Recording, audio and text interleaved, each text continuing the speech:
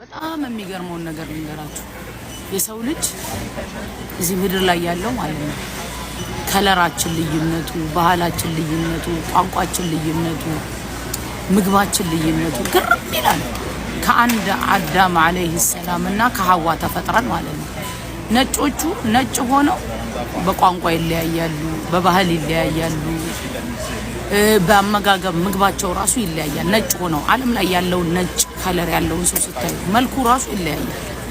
ጥቁሩ ደግሞ እንደዛ በቋንቋ ይለያያል። ብዙ አይነት ጥቁሮች ታያላችሁ። በባህል ይለያያል፣ በምግባቸው ይለያያሉ፣ በአነጋገራቸው ይለያያሉ። ሱብሃንአላህ አላህ ሱብሃነሁ ወተዓላ ምን አለ ቁርአን ላይ ወሚን አያቲ خلق السماوات والارض ከተአምራቶቼ መሃል አለ የሰማይ መፈጠር የመሬት መፈጠር واختلاف ألسنتكم وألوانكم የቋንቋችሁ መለያየት የከለራችሁ መለያየት ለአያት للعالمين ትልቅ ተአምር ነው። ለማ አያት የኔ ተአምር ነው ልብ ለሚሉ ሰዎች ለአዋቂዎች ዝም ብላችሁ ቆም ብላችሁ አስቡ።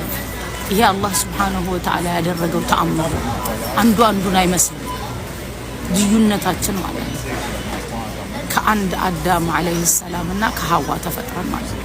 ሱብሃንአላህ የመጨረሻ ቀን ደግሞ የቂያማ ቀን ሁላችንም እንሰበሰባለን እዛ በረህመቱ በእዝነቱ ፍርዶስ ለዓለም ከሚወፍቃቸው ባሮች ያድርገን። ሁላችንም ከአደም ነው፣ አደም ደግሞ ከአፈር ነው አሉ የኛ ነብይ አለይሂ ሰላቱ ሰላም። ሁላችሁም ደግሞ ወደ አፈር ተመላሾች ናቸው አሉ። ብቻችንን ደግሞ አፈር የምንገባበት ጊዜ አለ በረህመቱ በእዝነቱ። እዛም ውስጥ አላሁ ረቡል ዒዛ ጠባቂ መላእክት ከሚያረግላቸው ምቾትን ከሚሰጣቸው ባሮች ይመስለን ቀብር ውስጥ አላሁማ አሜን።